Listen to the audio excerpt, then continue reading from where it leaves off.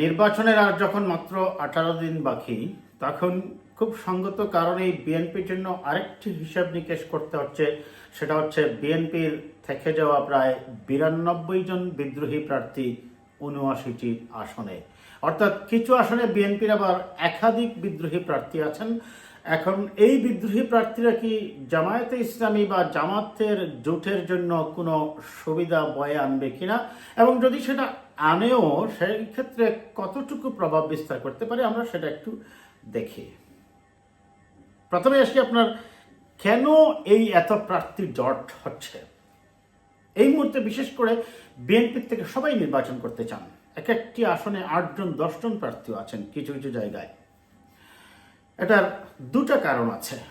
এক, মানুষের মধ্যে একটি পারসেপশন সৃষ্টি হয়েছে যে আগামী নির্বাচনে যত পরিস্থিতি নির্বাচন হোক না কেন, যেহেতু দেশের রাজনীতির বৃহৎ আরেকটি স্টেক হোল্ডার আওয়ামী লীগ নেই, সেহেতু বিএনপি এখন একচেটিয়া নির্বাচনী ফলাফল করবে, যার ফলে সবাই এখন বিএনপির থেকেই দানের শীষ নিয়েই নির্বাচন করতে চান। দ্বিতীয় যে কারণটা, বিশেষ করে 2008 সালের পর অর্থাৎ 14 সালে এসেছিল, ওই সময় থেকে এখন পর্যন্ত এই 15 বছর যথাযথ নির্বাচন না হওয়ার কারণে এবং যারাই প্রার্থী হওয়ার ইচ্ছা ব্যক্ত করেন তারা নির্বাচনে প্রার্থী হননি বিধায় তারা তাদের জনপ্রিয়তাটুকু যাচাইয়ের জন্য এবার কোনো না কোনো ফরম্যাটে তারা নির্বাচনে আসতে চাচ্ছেন, এবং সেই নির্বাচনে আসতে চাওয়ার খুব সঙ্গত কারণেই প্রধান যে চয়েসটা থাকবে সেটা হবে বিএনপির থেকেই নির্বাচন করা। সেই বিএনপির থেকে তো অবশ্যই একজনকেই নমিনেশন দেওয়া হবে, এর বেশি দেওয়া সম্ভব নয়। আর সে কারণেই বিএনপিতে এত বিদ্রোহী প্রার্থী হয়েছেন। শুধু যে বিএনপিতেই বিদ্রোহী প্রার্থী হয়েছে তা কিন্তু নয় দর্শক। এইবার আমরা দেখি যে জামায়াতে ইসলামী তার দলীয় শৃঙ্খলার কথা বলে, এইবার জামাতেরও কয়েকটি আসনেই আমরা দেখলাম বিদ্রোহী প্রার্থীদের কোথাও তালাবদ্ধ করে রাখা হয়েছে, কোথাও বা প্রত্যাহার করতে দেওয়া হয়নি, কিংবা দলের হাইকমান্ডকে উপেক্ষা করা হয়েছে। এবং সর্বশেষ তারপরেও নরসিংদীতে একজন বিদ্রোহী প্রার্থী জামায়াতের থেকে গিয়েছেন। অর্থাৎ তারা যে দলীয় শৃঙ্খলার কথা যেটা বলতো, সেটা আমি মনে করি তাদের সেই কথার উপর এক ধরনের পেরেক ঢোকানো হয়েছে। আসি আমার ভিডিওর মূল যে বিষয়টা নিয়ে আমি কথা বলতে চাচ্ছি, এই বিএনপির থেকে যাওয়া প্রার্থীরা কিভাবে প্রভাব বিস্তার করতে পারে। একজন মানুষ যখন রাজনীতি শুরু করে, খুব স্বাভাবিকভাবে আমাদের দেশের প্রেক্ষাপটে আমি যেটা বলবো 45 থেকে 60 বছর বয়স, কারণ হুট করেই তো বিশ্ববিদ্যালয় থেকে বের হয়ে এসেই আপনি এমপি হওয়ার যোগ্যতা অর্জন করতে পারেন না, আমার অপিনিয়ন হচ্ছে। তাছাড়া ইদানিং আমরা লক্ষ্য করছি এনসিপির অনেকেই জাস্ট ছাত্র জীবন শেষ করেছেন, অনেকে এখনও তাদের ছাত্রত্বই থেকে গিয়েছে, তারাই সংসদ সদস্য হওয়ার জন্য উদ্গ্রীব হয়ে গিয়েছেন। এটি অবশ্যই ভালো, কিন্তু সেই ক্ষেত্রে অবশ্যই দেখতে হবে একজন প্রার্থীর ম্যাচুরিটি, আন্ডারস্ট্যান্ডিং লেভেল, পলিটিক্যাল প্রজ্ঞা, সংসদ সদস্য হওয়ার মতো রাষ্ট্র পরিচালনায় তিনি কতটুকু অবদান রাখতে পারবেন, এটা বিবেচনা অবশ্যই আনতে হবে।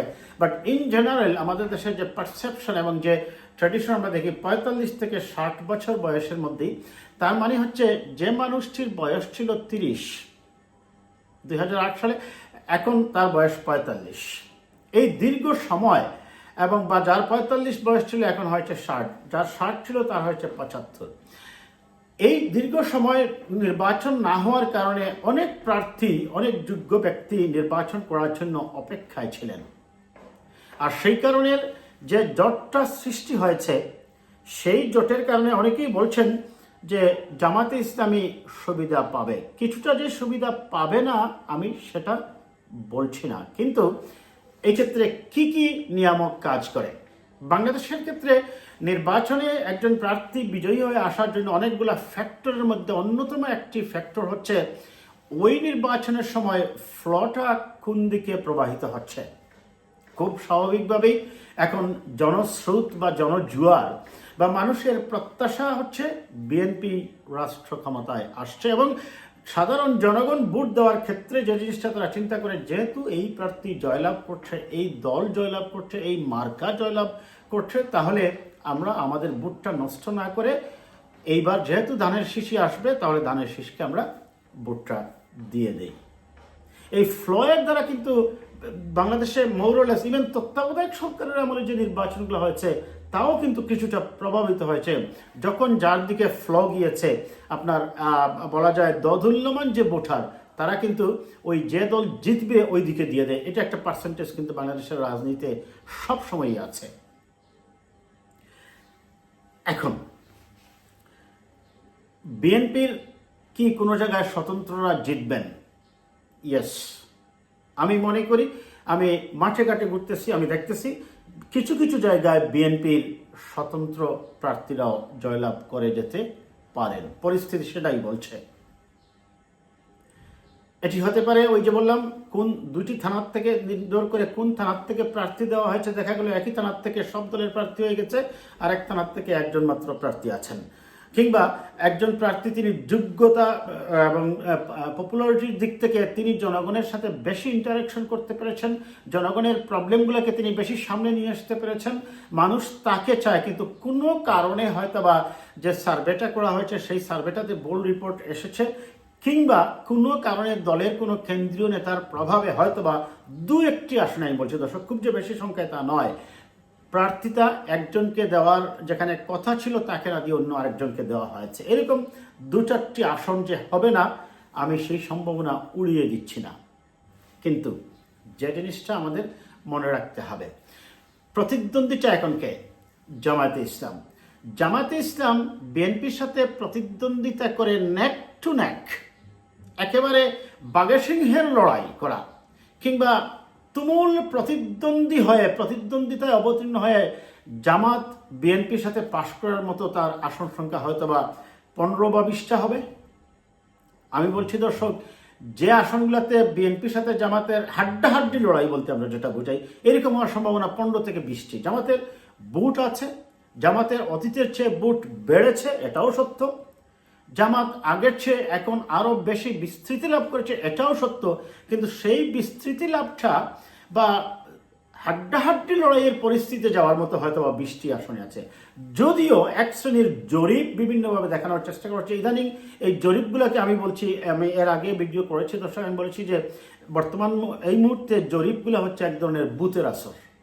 এই বুথের আসর যাদের করেছে তারা বিভিন্নভাবে টাকা পয়সার বিনিময়ে মিথ্যা তথ্য উপস্থাপন করে এবং পরিকল্পিতভাবে নির্দিষ্ট জায়গায় গিয়ে মানুষের অপিনিয়ন নিয়ে সেটাই এনে ফলাও করে প্রচার করছে। এবং এই যে বিভিন্ন প্রতিষ্ঠান জরিপ করছে, এদের নামও কিন্তু আমরা এর আগে কখনো শুনিনি, অস্তিত্ব দেখা যায়নি। এখন হঠাৎ করেই ব্যাংকের ছাতার মতো কিছু সংস্থা গজিয়ে উঠেছে এবং তারা জরিপ করছে এবং দেখানো হচ্ছে যে জামাত এনসিপি জোট নাকি বিএনপির একেবারে ছুঁইছি অবস্থান করছে। এদের সম্পর্কে আমি একটু সতর্ক করে দিতে চাই। তারা প্রথম দিকে যে জরিপ করেছে বলেছে যে বিএনপির জনপ্রিয়তা প্রায় 40%, জামাত 15-16 এরকম তারা দেখিয়েছে। তার কিছুদিন পর তারা দেখিয়েছে যে ব্যবধান কমেছে, জামাত প্রায় 20-এ চলে গেছে, বিএনপি 35-এ চলে আসছে। তারপরে তারা গত 2 সপ্তাহ আগে যেটা দেখিয়েছে, তারা বলছে বিএনপি এবং জামাত হাড্ডাহাড্ডি কাছাকাছি নেক টু নেক অবস্থান করছে।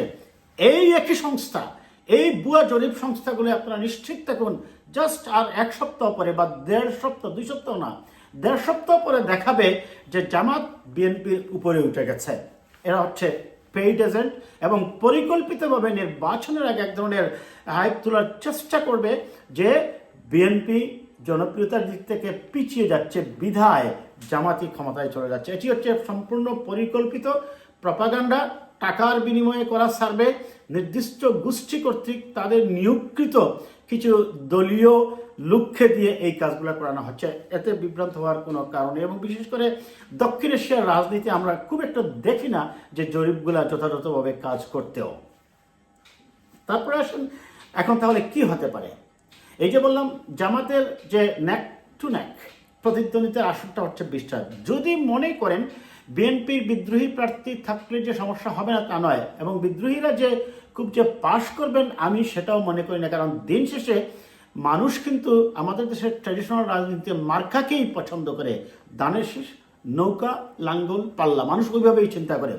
কাজেই এইরকম হয়তোবা 10 থেকে 20টি আসনে হয়তোবা কিছু বিদ্রোহী প্রার্থী দেখা গেল 20,000 ভোট পাচ্ছেন বা 30,000 বা 50,000 ভোটও পেয়ে যাচ্ছেন। ইয়েস, এই 15-20 হাজার বা 30 হাজার 50 হাজার ভোট তো অবশ্যই বিএনপির থেকে কাটছাট হবে যদি বিএনপি বিদ্রোহী প্রার্থী হন। আবার এখানে কিছু বিদ্রোহী প্রার্থী আছেন পাশও করবেন। কাজেই এই সুবিধাটা হয়তো বা আমি বলছি যে আমার 10 থেকে 15টি বা খুব বেশি হলে হার্ডলি 20টি, যেটা কোনোভাবেই তাদের সংখ্যাগরিষ্ঠতা অর্জনের যে চিন্তা 151টি আসনে যাবে না। হয়তো হার্ডলি এই বিদ্রোহী প্রার্থী থাকার কারণে জামাত হয়তো এই তাদের সুবিধা করতে পারবে, হয়তো আমি বলছি 10 থেকে 20টি আসনে পাস, হয়তো আরও 5-6টা বা হার্ডলি 10টি আসনে বেশি পাস করতে পারে, যেটা হয়তো বা তাদের আসন সংখ্যাকে জামাতের 30 বা 35-এ নিয়ে যেতে পারে বলে আমি মনে করি।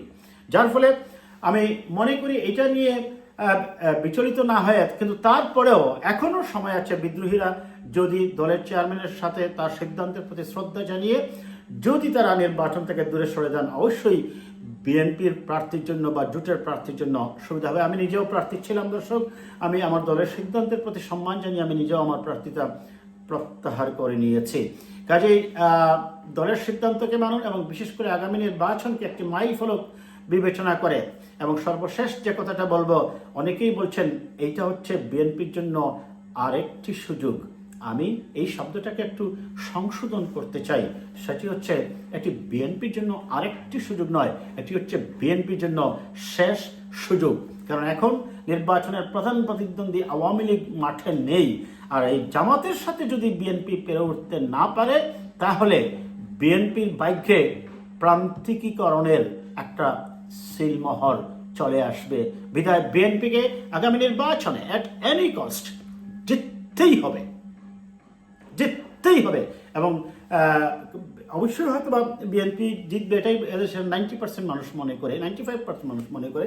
কিন্তু সেটাকে নিশ্চিত করার জন্য যে কয়েকজন বিদ্রোহী প্রার্থী আছেন, আমি মনে করি তারা প্রত্যাহার করে দলীয় প্রতীক দানের শীষের প্রার্থীকেই সমর্থন দেবেন।